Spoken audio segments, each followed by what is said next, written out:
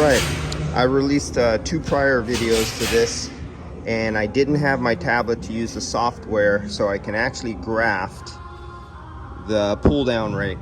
So let's start this over because I'm already a few minutes into it. That's what this line means right here, and the time is being counted off right here. So let me get out of here, reopen it and start it up so we can start from a 0 period. Where are we at? There, BlueVac software, opening. I have the Bluetooth. Now you don't want to have this Bluetooth symbol going because it eats up batteries if you don't need it. If you're just not using the software, turn off the Bluetooth because it will consume battery. Connecting, we're connected. We're at atmospheric right now. Why are we connecting the second time? Okay, first stage roughing vacuum. Time elapsed, we're 3 seconds into it. You can see it says high P. We'll go over to the vacuum pump and we'll plug it in. Let's make sure I have the valve core in because I released nitrogen pressure. Put my cap on, open it up, and let's plug it in and we'll do a countdown. We're probably, what, 30, 60 seconds into it. There we go, we're plugged in. We'll come over here. We're basically we're about, I don't know, 39 seconds or so into it when I picked up the power to the vacuum pump. So this is a 20-ton system. We have a couple 100 feet of copper pipe on here, and we have a 20-ton system there, LG heat recovery unit up there, and an LG heat recovery unit up there. And what we'll do is we're going to graft. So right now, if this is working correctly, I do have this in, don't I? Yeah, I do. Okay, so I'm at the very furthest end. So the vacuum is being taken at the opposite end off of the suction line, and I'm connected up on the liquid line at the furthest run. So that run actually goes further back that way. It goes off to the right, and then it makes a bend up there, and then it comes back this way, and it makes that the suction line right there. You can see this thickest line right there, the suction line. It actually goes up to the branch, and then from the branch it goes up to the heat recovery unit up on the roof, and then from that branch it Ys, and then that suction comes down, and actually I didn't tell you, it's dropping into an air handler, evaporator right there. It's dropping off into an evaporator right there. It's Ying off after it went up and comes back down again to this side. It hits that Y branch right there, and it's coming off some pipe and it's going down through the roof to another evaporator right there, and then go back to the Y and follow it. And where you see the pipe isn't ran because I forgot to put on the pipe when I was brazing, and now I have to slit it and put it on. That's my fault. And it comes right here, and it goes into the evaporator underneath this roof right here, and then it's sucking vacuum in this direction, going this way through the evaporator and to this point right here at the very furthest point. And as you can see, we're already down to 1,700 microns. Let's get this to focus a little clearer. And you see the time, right? It started measuring, it started pulling down right at this point, and somewhere right at this point was, let's get it right there. Oops, come on, come back. It'll actually give you the time. Come on, focus. Come on, come on, you're a $1,500 phone and you can't focus. So at 1 minute and 26 seconds, or a little after 1 minute and 30 seconds, it started reading vacuum. Then as you follow the time down here, it's come to the end. And at 3 minutes and 50 seconds, it was down to 934 microns. and you can read it off right here. So this will be grafting it, showing you how long. And now remember, this is a 20-ton system, and it looks like we're on target. We will probably within 5 minutes hit the 500 micron mark on a 20-ton system, only through one hose, through one little single 1/4 inch opening. Of course, the valve core is removed. Let's see where we're getting. We're getting close. 4 minutes and 38 seconds. It looks like I won't make it under 5 minutes for a 20-ton system. As we can see right here, and the time. There's the 5-minute mark right there. That very edge of the screen is 5 minutes. And God, it's almost making it. There we go. I think that was 5 minutes right there. So at 5 minutes, we were at like 510 microns. And now we're under just a hair. I almost had my time, because when you do this a couple thousand times, you get to know your system, you can literally calculate how many minutes or seconds it takes you to get to 500 microns. And you get really good at it, and you actually know how much moisture there is in the system.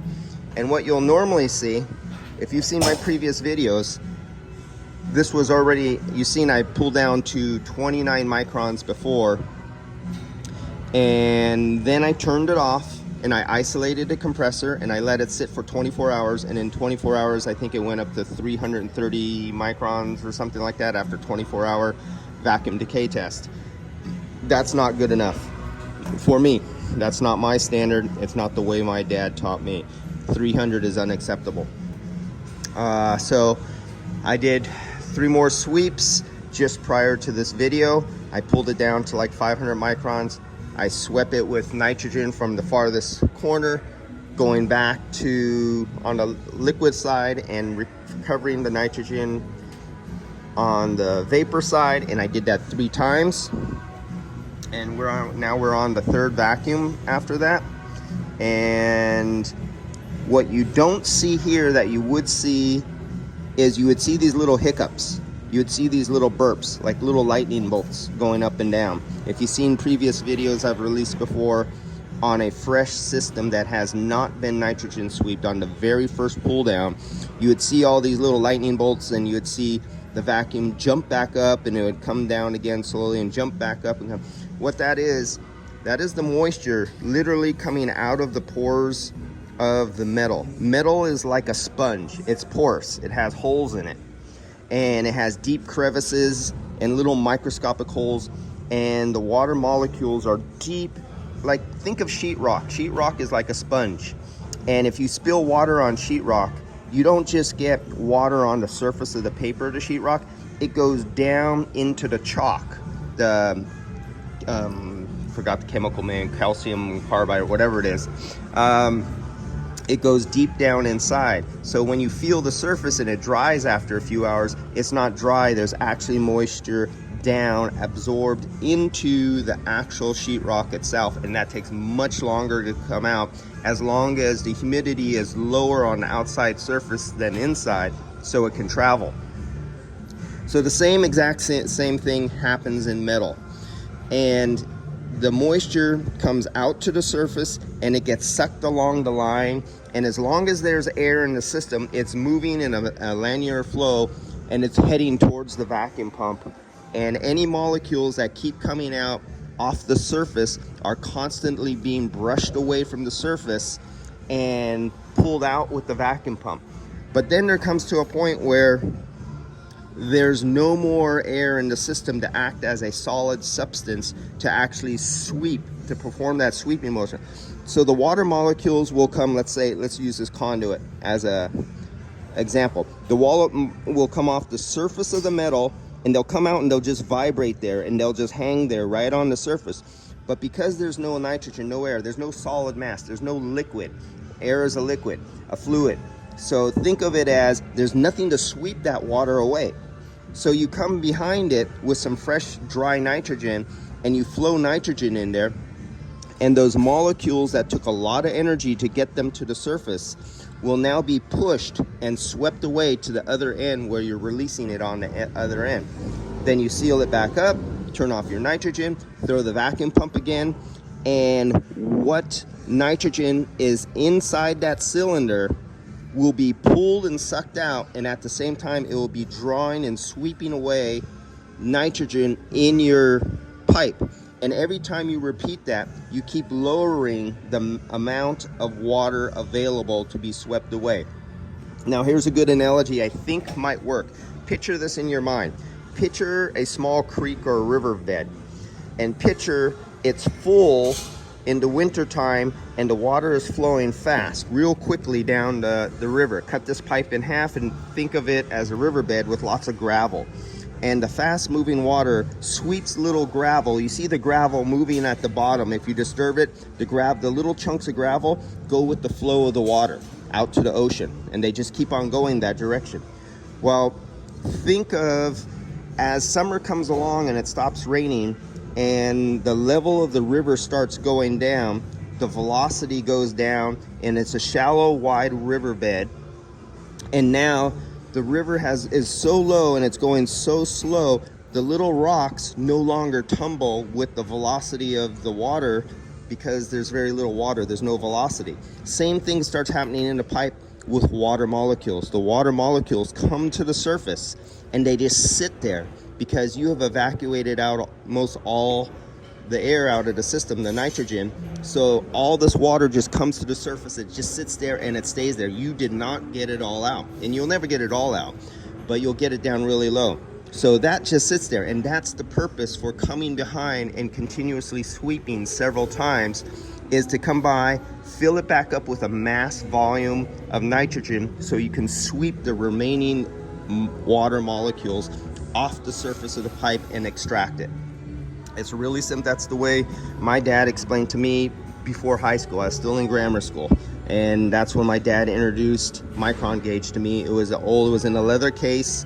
I think it has 6 or 8 D batteries.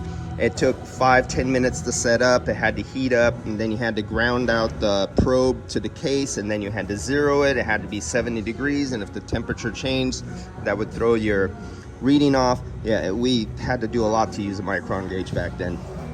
Now, as you see, we're getting down here to 100 microns, and it looks like it is 10 minutes or so. Let's see where we're at. We were at 11 minutes and 49 seconds. We're down to 107 microns. All right, so I'm gonna go do some brazing and on the other system on here. That is right here. That's the next 20 tons. And while I leave this 20 tons on the vacuum pump. I'll see you guys later.